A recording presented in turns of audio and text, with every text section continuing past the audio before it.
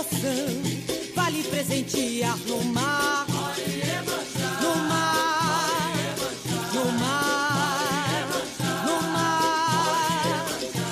Vários negros foram pro Brasil, bantus, nagôs e urubás. Dentro do navio negreiro deixaram suas lágrimas correr no mar, no mar, no mar, no mar, no mar. E quando a maré baixar, vale visitar, vale fazer devoção, vale presentear no mar, no mar, no mar, no mar. Oh, sua lágrima correu pro mar, tocou no peito de Iemanjá. 5h mais 3 minutos. Coincidentemente, Espaço Arte começando hoje também de uma forma muito parecida com a de ontem, quando a gente recebeu por aqui a cantora Renata Jambeiro, que está lançando o DVD dela, está gravando o DVD dela amanhã, lá no Teatro Newton Rossi, na Ceilândia, lá no Sesc.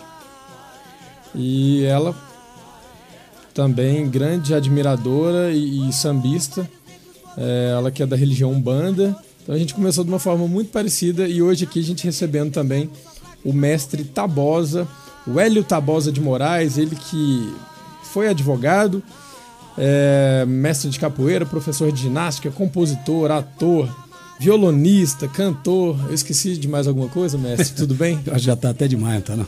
Tá bom, não tá? Tá de bom tamanho. Obrigado pela presença novamente aqui na Rádio Nacional AM, no Espaço Arte.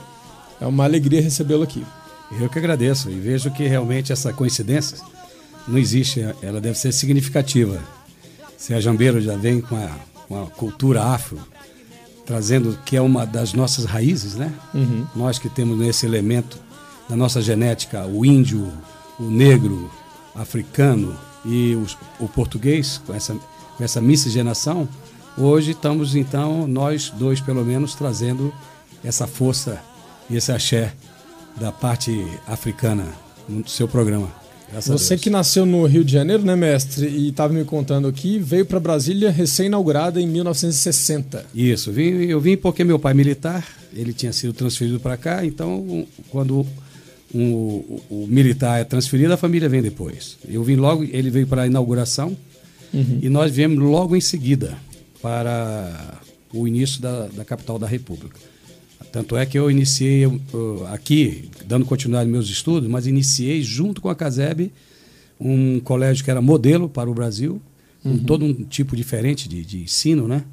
Naquela época para nós, carteiras com fórmica, cada um com a sua carteira, de repente leve, aquelas carteiras, eu que vinha do Rio com aquelas carteiras que já tinha tinta nanquim, aquelas madeiras pesadas, isso tudo foi uma forma diferente de ver uma novidade aparecendo, marcando a sua vida, né? Então Brasília foi interessante nesse aspecto.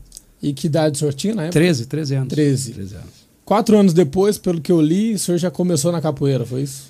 Aí eu cursei toda a CASEB, que eram 4 anos, naquela época se chamava ginásio, e automaticamente o ensino público, né, é bom a gente dizer que no ensino público naquela época era a referência, né?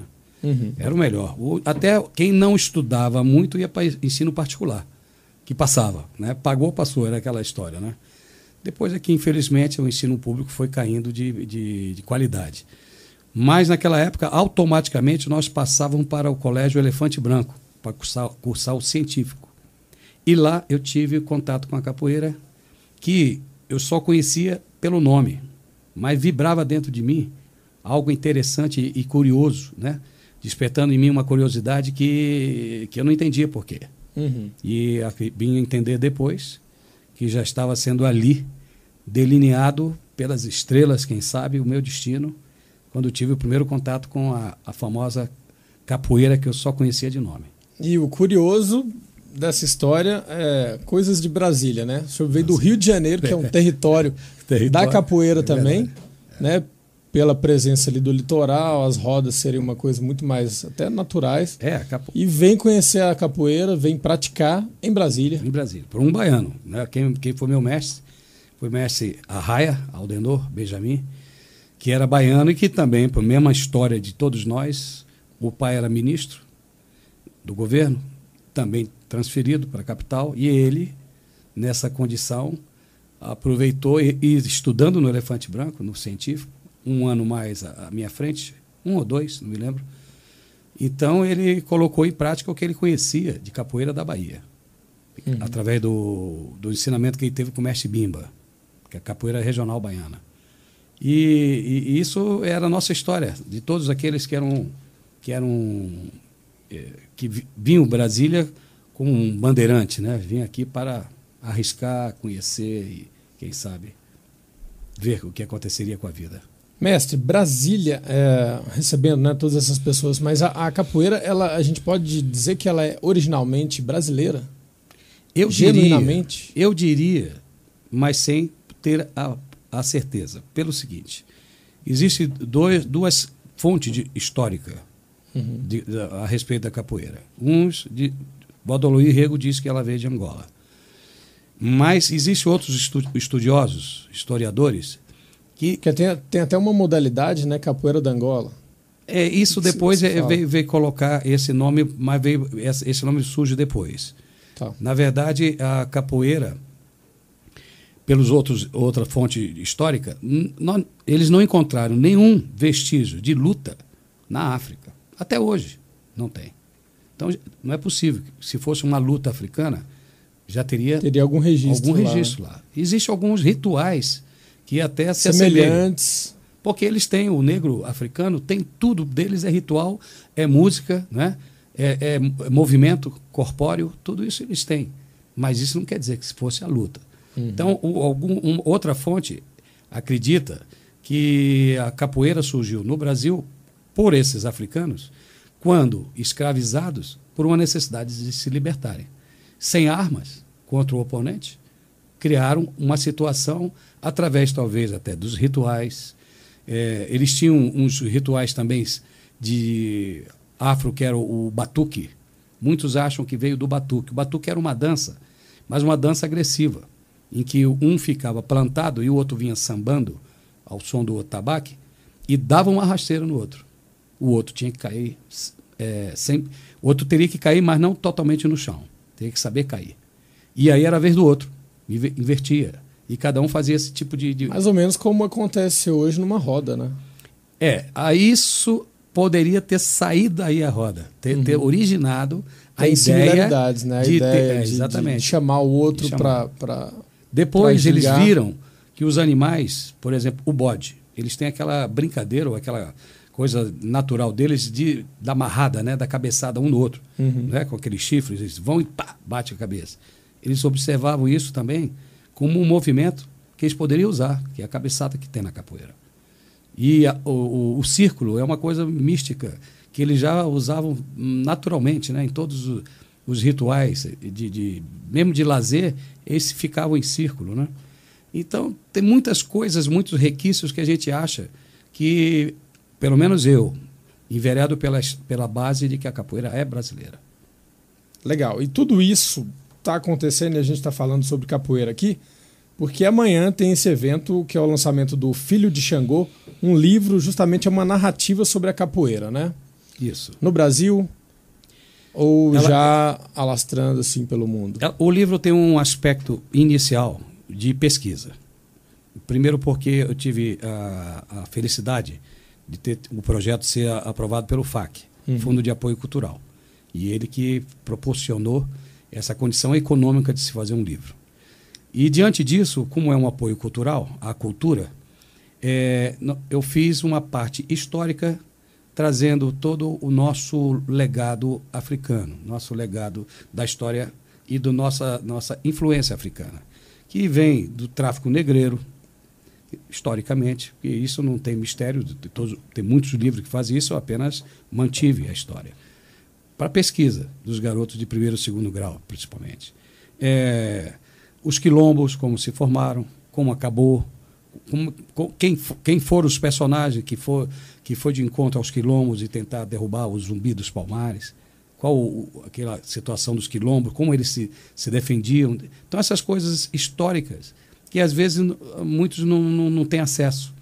E eu fiz essa parte assim. Depois, vem a parte da história da capoeira de Brasília, que, como eu disse, cheguei em 60, praticamente ela começa comigo. A primeira academia formalizada é a minha, de capoeira. Em 69.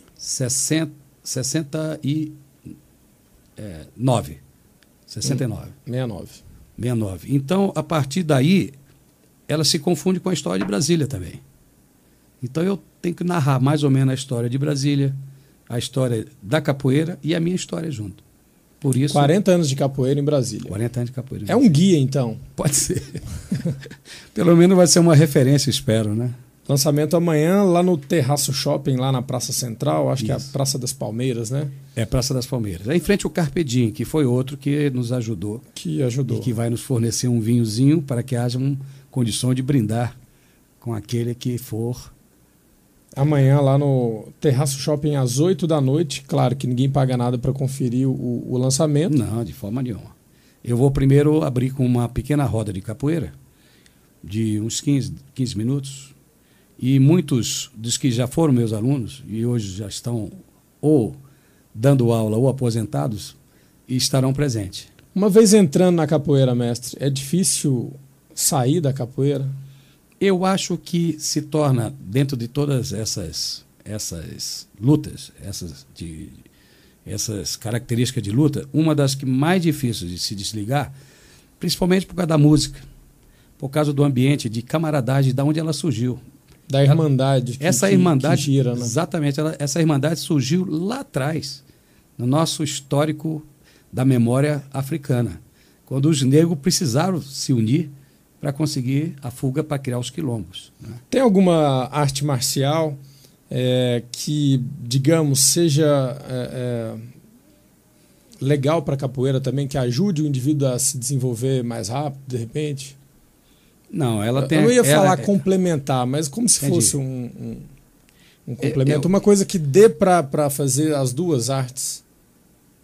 Eu vejo em todas as artes de luta, elas todas com a mesma característica, só com uma forma diferente de fazer.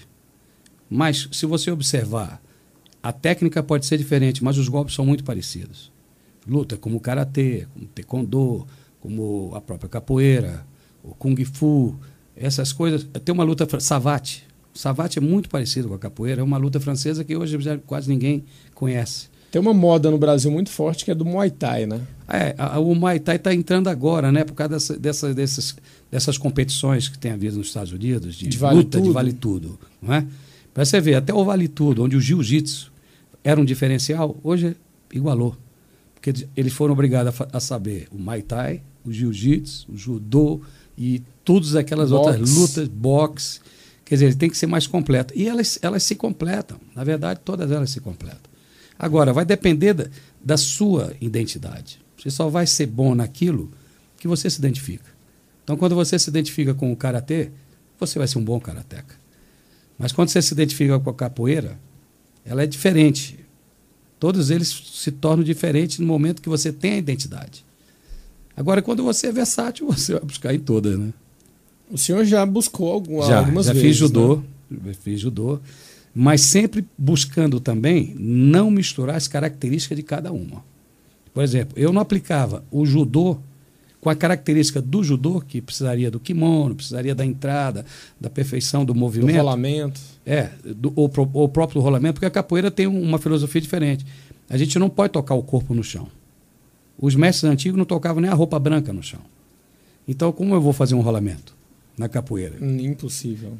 Seria uma desfeita. Uma desfeita para... Dentro do esporte. Para a tradição do esporte. Então, ela pode usar...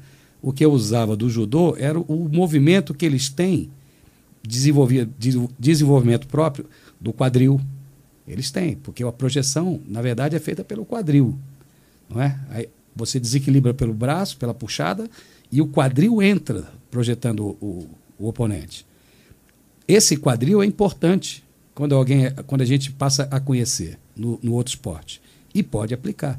Eu já apliquei uma vez, dentro da capoeira, sem perder a característica, um movimento, uma vez que eu fui fazer uma aula de sumô. Isso que eu ia te perguntar, o que tinha a ver o sumô Pois é. com a capoeira? Um grande amigo meu, o Joca, o faixa preta, tá agora até, ele é embaixador agora fora do país. É. Ele estava fazendo, ele judoca fazendo sumô e me chamou. Eu digo, eu sou de sumô, olha meu corpo, não dá, eu sou mago para isso. Com aquela tá? imagem que É, sumô que é imenso, é só gordo, né? Mas eles têm várias características. É o desconhecimento nosso mesmo. Aí eu fui fazer aula. E eles têm todo aquele ritual, baixa, joga sal e faz isso, faz aquilo, acocorados, né?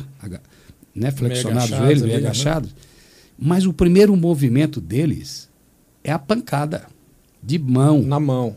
É sequenciado de 2, 3 pancadas para ver se projeta o outro fora do círculo ou no chão. Não conseguindo é que eles se seguram.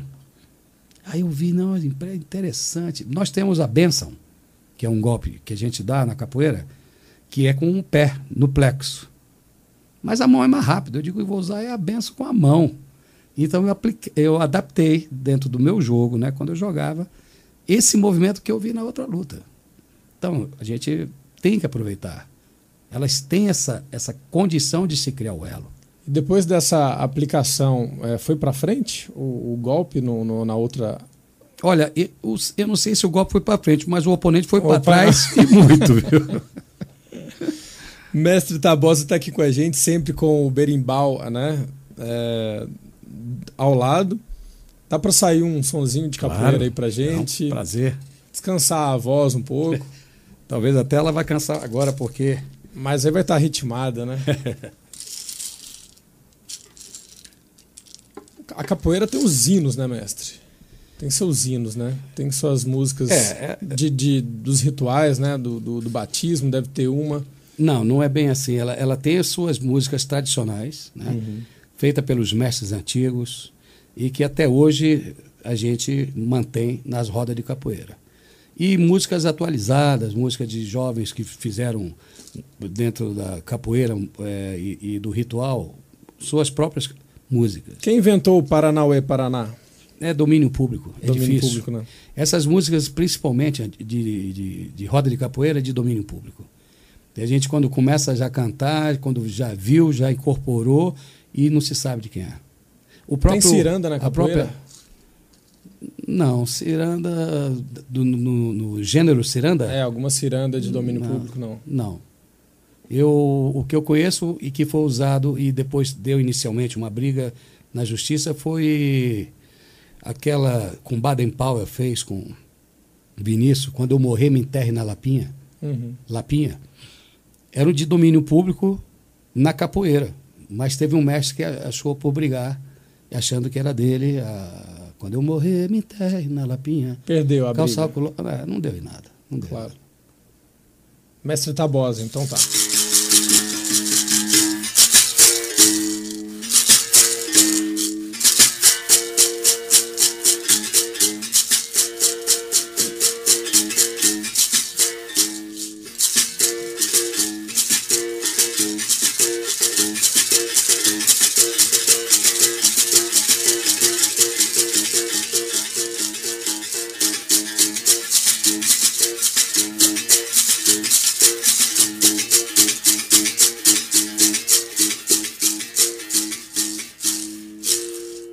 Esse foi esse último, um ritmo da capoeira regional, de Mestre Bimba, o São Bento Grande. E a capoeira que você estava falando há pouco, Angola, eu ia até falar depois. Depois que Mestre Bimba, antigamente só se chamava capoeira. Em 1932, Mestre Bimba criou a primeira academia de capoeira regional, baiana. E aí a outra capoeira, que era só capoeira, ela se identificou com o nome Angola. Então vem daí a capoeira Angola. Não que venha lá de Angola ou da África. Não, ela vem na hora que tem que haver uma descrição de quem é regional e quem não era regional era da outra capoeira, que era Angola. Agora, mestre Tabosa, o senhor se sente em casa, né? Porque vem de uma família musical, então nada como mais tranquilo ficar na capoeira, que tem essa ligação muito forte com a música também, né? A minha identidade não era exatamente, quando eu pensei na capoeira, com a música, não. Era um nome que vibrava em mim e que eu não entendia o porquê. já tinha ouvido alguns relatos dos marinheiros de antigamente, faziam a capoeira, e era uma luta de rasteira. Mas eu não sabia ainda nem como é que... Não visualizava o que era a rasteira. Só depois, lá no Elefante Branco, que o Aldenor... Eu soube que estava tendo uma exibição de capoeira. Eu corri para ver. Só tinha uma pessoa fazendo a exibição, era esse meu mestre. Baiano, falador. Ele sozinho falava e contava como é que era o golpe, e as pessoas sentadas, às vezes em cadeira perto dele, ele passava um golpe por cima da cabeça de quem estava assistindo, que eu olhava e disse, puxa, não pegou, cara, quase por pouco. E aquela destreza que me chamou a atenção, disse, pô, se eu souber fazer isso, eu já estou satisfeito. Então me matriculei no outro dia, e não foi só isso que a gente precisou fazer, né? Teve que aprender mais coisas. Mas isso é o que iniciou. Mas sem deixar de lado também seu lado artístico. Bom, aí vem o lado da família. Meu pai era um músico de conservatório, de violonista. Minha mãe cantava. Aí eu tenho minha irmã Muriel, que é cantora, já tem 2 discos gravados. Eu faço parte do disco dela. O filho dela, meu sobrinho, Tico de Moraes. Tico de Moraes já veio muito aqui no programa. Veio? Já. Pois é, eles são musicais. Tá meio sumido, tá meio sumido. Então tem que dar um puxão de orelha. Tem que dar um puxão lá. Vou mandar o puxão via tio, faz mais efeito. Esse CD foi gravado quando, mestre? 2002 agora? O que você está falando qual? É o da Muriel? O mais recente, isso, que o senhor participa com as suas composições autorais. Ah, foi agora, mais recente. Eu não me lembro o ano, não. Talvez 2002. Então já tem bastante tempo, né? Tem, mas... mas... 2009 são 7 anos. Mas para um apaixonado pela capoeira, né? Que coloca a capoeira à frente, tá de bom tamanho. É verdade. E a música, nesse caso aí, é música popular brasileira. Música bossa nova. Mostrando todo aí o jogo de cintura disso. Fora da capoeira também, né? O jogo de cintura na música. Ailton sabe disso. Ayrton Medeiros aqui nos visitando, nosso colega aqui da Nacional da Amazônia. Aproveitar a presença do Ayrton, dá para sair um outro trecho aí no berimbau? Vou puxar uma chula. Okay. Chula é um canto que na capoeira Angola inicia o jogo. Tá? E chamando o nosso ouvinte para a roda. Isso, chamando para o jogo. E essa foi feita por um mestre Leopoldina, um mestre do Morro da Mangueira, que era um grande mestre e que tinha composições lindas. E eu vou puxar essa aqui. 5h35.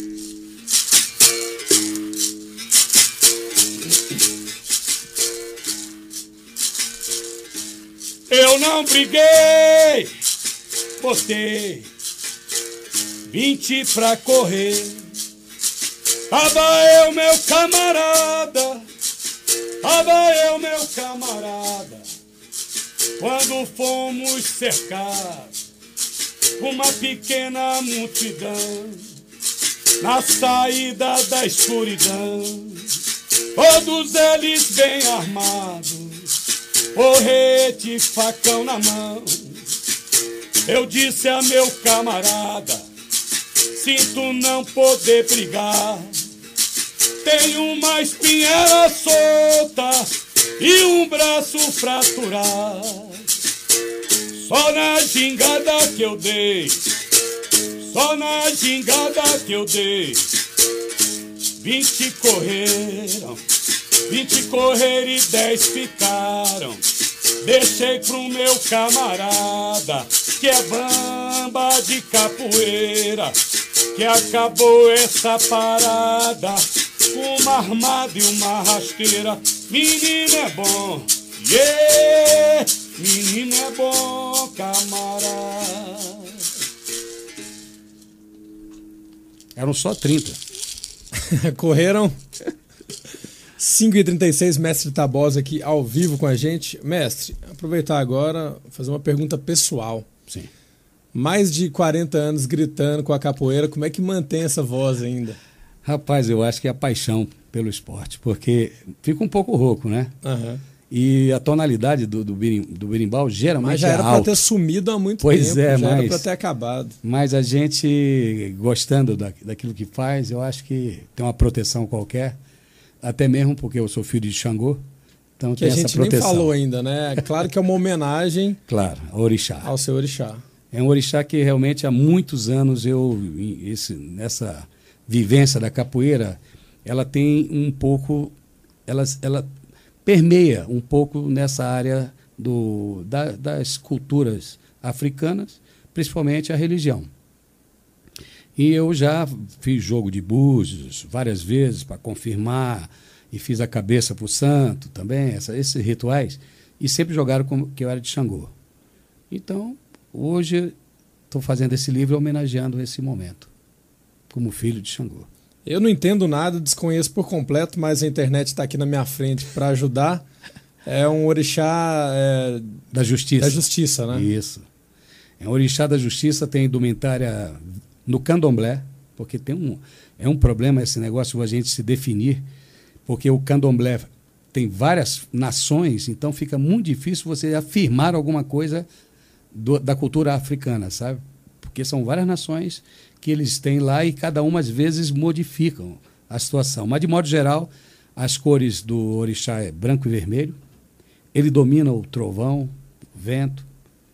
No vento, ele foi casado com Yansan, que roubou o vento e a tempestade, a força do vento, a força da tempestade. Yansan foi casada com ele, então ela tem essa característica. O bacana é toda essa mitologia que existe, essa mitologia, né, professor? Pois é isso que eu estou querendo trazer para aquilo. É uma riqueza cultural muito grande. Eu não quero fazer uma confusão religiosa, não é nesse aspecto nem um confronto religioso. Mas que Até porque tudo é muito sincrético, né? Tudo é muito misturado, conectado, uma coisa com a outra. E mesmo nesse sincretismo que teve, o candomblé passou, que Xangô é São Jerônimo no católico, a gente absorveu com muita facilidade. Então eu não quero confrontar com as religiões de hoje que estão imperando aí, que às vezes são até contra esse tipo de natureza. Mas eu vejo que a capoeira, mesmo o mestre João Pequeno, ele é evangélico. O mestre João Pequeno faz capoeira, faz isso. Ele é evangélico, mas quando desce no berimbau faz o sinal da cruz. Quer dizer, a capoeira tem um pouco desse aspecto e a gente tem que manter, porque senão acaba, né? Apaga. E apaga da memória, por isso eu estou escrevendo o livro, que a memória da gente acaba apagando tudo que ocorreu e que soma e faz uma história. E para a gente não esquecer, amanhã, então, 20h, lá no Terraço Shopping, o lançamento do livro O Filho de Xangô, com direito aí a uma apresentação de capoeira antes, né? Isso. É um pocket show de capoeira de apresentação, né? Hoje tá na moda falar pocket, né? É bonito. Aquele show mais curto. Então, uma apresentação mais curta, de 15 minutos aproximadamente. Aproximadamente, porque o shopping tem todo um ritual também dele, né? Claro. Comportamental. Então, eu não posso interferir tanto assim. Então, vamos fazer uma coisa que lá, né? no cotidiano... Com respeito. Isso. O senhor falou em confronto aí, e eu lembrei, né, claro, toda arte marcial tem os bons e os maus praticantes. Sim. Né? O senhor é um defensor aí, sempre da arte como mais do que a arte marcial em si, né? Como esporte, como filosofia de vida, como estar bem com o espírito, com o corpo, com tudo isso, né, mestre? Contra a violência, né? Eu acho que é desnecessária a violência, e até mesmo a violência dentro da academia, dentro da roda de capoeira. A gente vê que você pode ser técnico, com capacidade, às vezes, de jogar o outro tecnicamente no chão. Com potencial muito grande. Potencial. Muitas vezes você releva um golpe que poderia ter sido dado e não dá. Isso vai depender de técnica. É mais fácil você soltar o golpe e esse golpe não ter mais parada.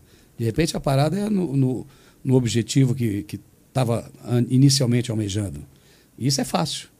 Agora, você, quando vê que vai bater e ter musculatura para evitar, é mais difícil. E tem que ter técnica.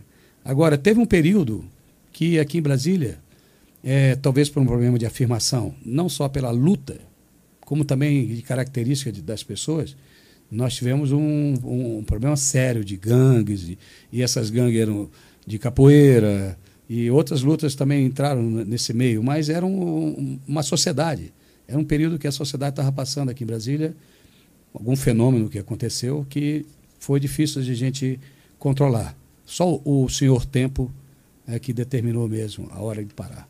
Pelo que eu li aqui, essa fase negra foi em 92, 93, por aí, Isso. meados, né, de Isso, anos exatamente. E, infelizmente, nessas situações, até tivemos uma vez o filho de uma jornalista, né, a Velásquez, né, que o filho morreu agredido por... Mas o jornal dizia capoeiristas, karateca, 10 pessoas, não precisaria nem ser nada disso. 10 pessoas é uma covardia para bater num só. E o garoto faleceu com essa agressão bárbara, essa brutalidade.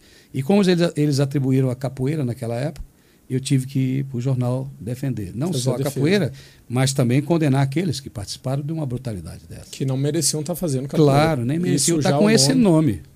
Não é? da Isso não, capoeira. e, aliás, a característica de bater não foi nem de capoeira. Bater no chão, chutar no chão, isso não tem na capoeira. Isso não existe em lugar nenhum. Nenhuma luta que eu saiba. Mestre, a gente infelizmente tem que encerrar esse papo. Eu falei que o senhor ia falar muito, olha lá. Realmente passou rápido. Promessa cumprida aqui. Eu queria que o senhor desse uma dica para o nosso ouvinte. Onde o nosso ouvinte pode praticar uma boa capoeira, pode procurar uma boa academia. Que eu sei que o senhor deve mexer com a academia até hoje. Olha, eu estou dando aula ainda. Pioneiro da capoeira em Brasília? Eu saí de Brasília por um período, e há uns 8 anos atrás, fui para Búzios, morar em Búzios. Mas Brasília falou mais alto, e eu tive que voltar. Nesse ínter, eu tive que fechar minha academia. Então eu tenho vários alunos aí espalhados dando aula. O Halil, aqui na Zanorte, o Fred, lá na Candangolândia, o Núcleo Bandeirante. E tem outras academias aqui também, de outros que não foram meus alunos, mas que eu também considero boas. E hoje? Um nome. Pode falar. Olha, Raízes do Brasil. Que fica... Na Zanorte, na 503 Norte. Bem aqui ao lado da Rádio Nacional. Bem ao lado aqui colado. Raízes do Brasil, a gente tem um praticante de capoeira ali nos ouvindo, Gustavo Neto.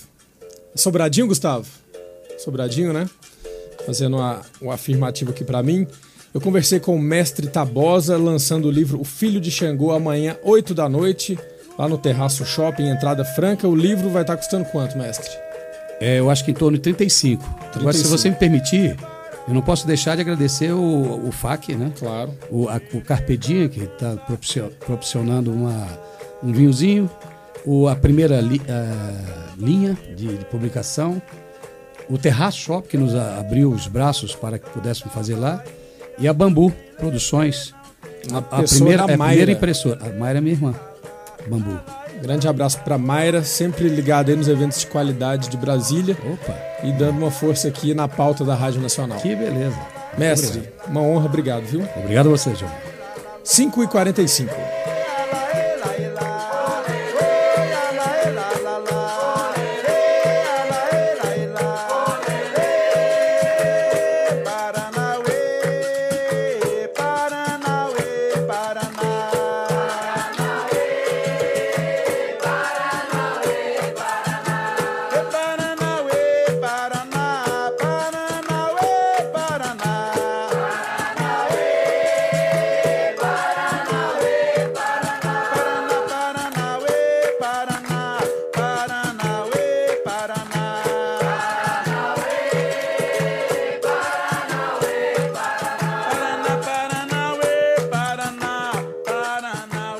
Paraná.